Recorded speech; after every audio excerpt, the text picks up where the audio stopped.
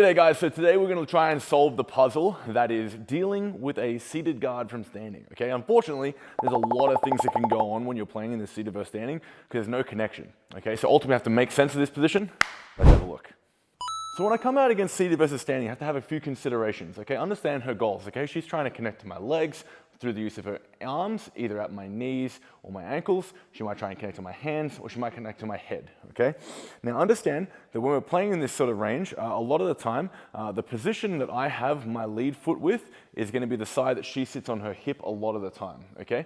A lot of the time you'll face this right versus right situation, and we'll get into why in a second, okay? The other situation you'll find most of the time is she'll be here on her butt cheeks like so, okay? This gives her the ability to grab me easily with two hands, but it does really limit her mobility, okay? And the problem with this is that if I can connect to one of her hands here and start to flank in this direction, it's very hard for her to stay up on her back, okay? So a lot of the time when you're dealing with this position, if you find that your partner's on their two butt cheeks, if you can ever win a straight wrist grip and run in that direction, that'll put them on their back and then you can get into your outside passing. Now when we're in this position and she puts this hand on the floor, now the problem is if I try and skirt around her like I did before, for one I can't get to that hand, but it gives you the ability to follow and move with me, okay? So what I want to think about doing is getting to a situation where I can start to think about cross-stepping my partner or stepping a foot to the inside, okay? Now, the reason I want to go in this direction is that when I try to go this way, there's a lot of distance between her hip, okay, where I want to occupy, compared to on this side here. So here I can see the hip is very close, so it makes a lot of sense to try and go to my left here. Whereas if I try and run to my right here, she can kind of follow me, she can just move with me here, and I'm kind of consistently running into her ability to grab onto my legs, and then she's going to connect to her guards, and I'm going to get tied up. So when I'm playing in this position, one of the first good attacks you want to learn is a cross step, okay? So from here, I'm going to shorten up my left foot ever so slightly, and then I'm going to look to step up and over my partner's near hip. Okay, as I do, I want to be really mindful of not making this common mistake. If I come straight forward into knee on belly here, feet can bump my hands to the floor, spin inside and attack my legs immediately as I land. That would suck. So when I'm here, as I cross step my partner, I want to point my shin back into her thigh, such that when she tries to lay back, her own thigh gets snagged on my shin here. Now she tries to invert through and enter into my legs. My shin can monitor her thigh. I can walk down and settle into my pass.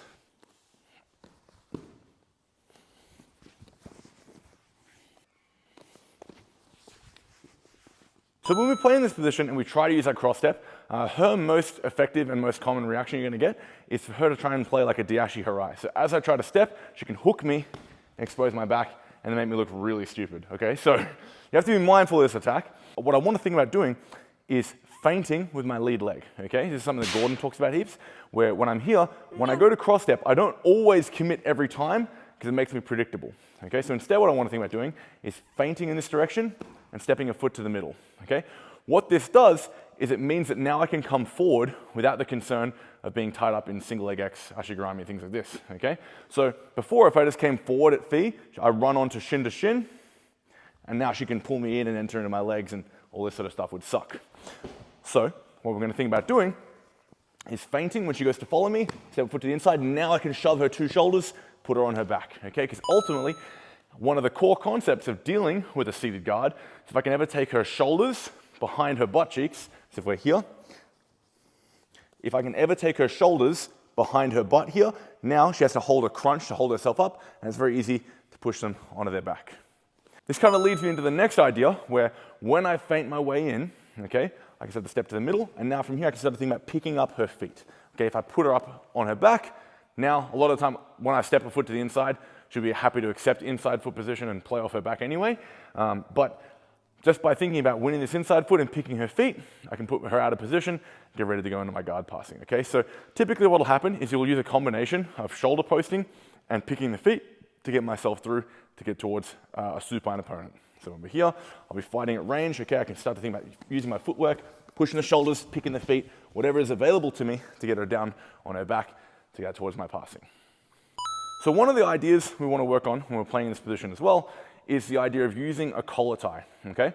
Now a collar tie is a very useful tool and I have to be careful if I can give my partner my elbow, okay? So for example, if I'm naive and I hang out here for long periods, she starts to pass my elbow, starts to get an angle, she can now start to wrestle up on me or into my legs or all sorts of bad stuff. So what I want to think about doing is using the collar tie to affect her position, okay?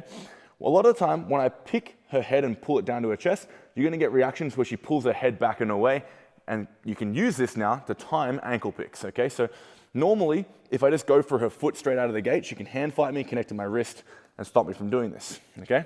So if I collar tie her first and get her pulling her head back up, it means that when I pick her foot, it's very easy because her weight is already shifting backwards.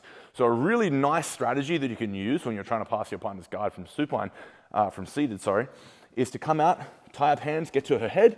When I feel her pull her head back, I just pick that foot up and hike it up, put her on her back, and we're ready to go to work.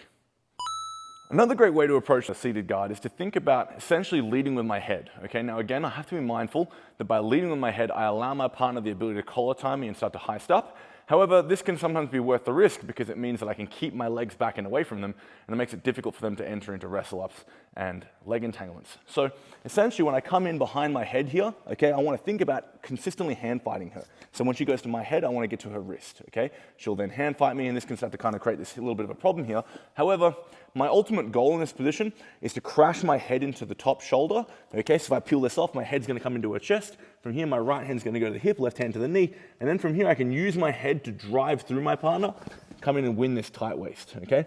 Now, if I can ever get to this position, I start to step over the knees, and we're ready to start to work in our chest-to-chest half guard, which is a bloody good position to start passing from.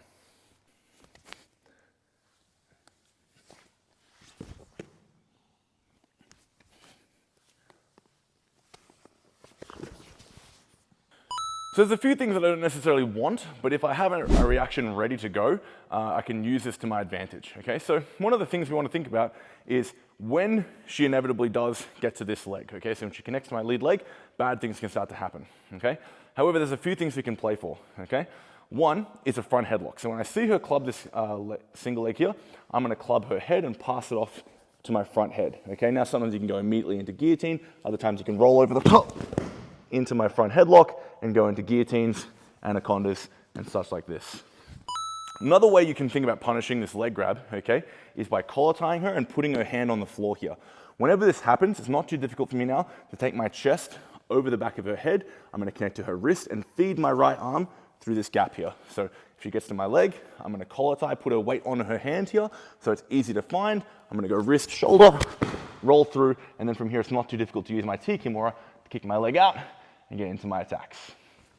The next thing we have to consider, especially when she gets this leg grip, is the shin-on-shin, okay? So understand when she goes shin-on-shin, her typical intention is to post on my knee, shift my weight out to my left-hand side, and enter into single leg X. That was lovely, okay? So what I wanna do when I feel this shin-on-shin come on, is I'm gonna think about taking my knee over her top hip, okay? So what this does is it shifts weight onto my right hip and makes it difficult for her to enter into this leg. As I take my weight across, I'm gonna plant my hands, and when she brings her knees to her chest, I'm gonna cover her in a position like this. Now from here, my left foot is gonna step on her ankle, I'm gonna pummel my foot inside, and we're ready to go to work in headquarters. So what was gonna be her good attack is now my counter initiative.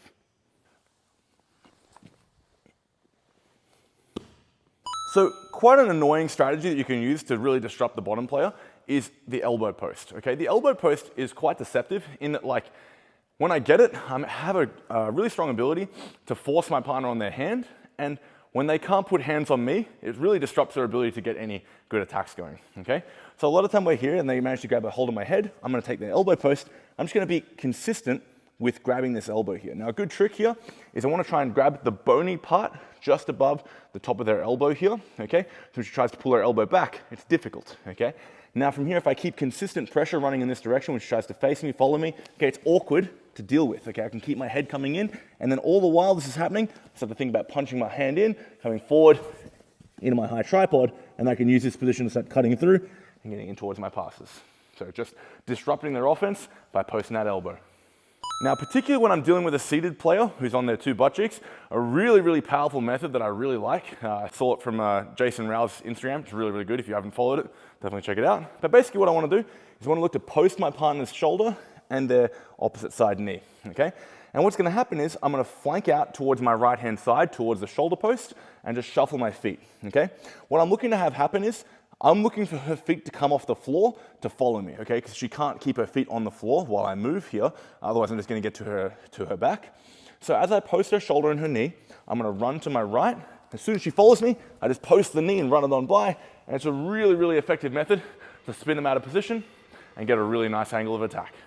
The last one, which kind of looks really silly, but actually can work quite usefully to get attacking angles, is cartwheeling over my partner, okay?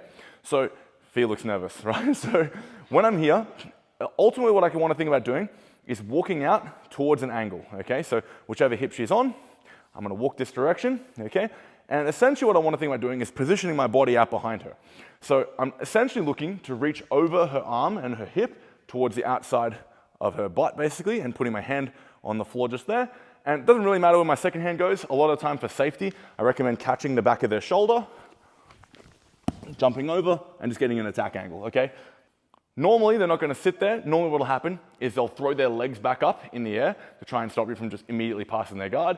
And you can use that to try and throw their legs by, but in a nutshell, they've put their back to the mat. So we're here, I walk to an angle, plant my hand, I can whip the legs on by, and start getting outside the legs and going into my passes. Thanks so much for watching, guys. Make sure to subscribe, hit that bell notification, and stay tuned for more.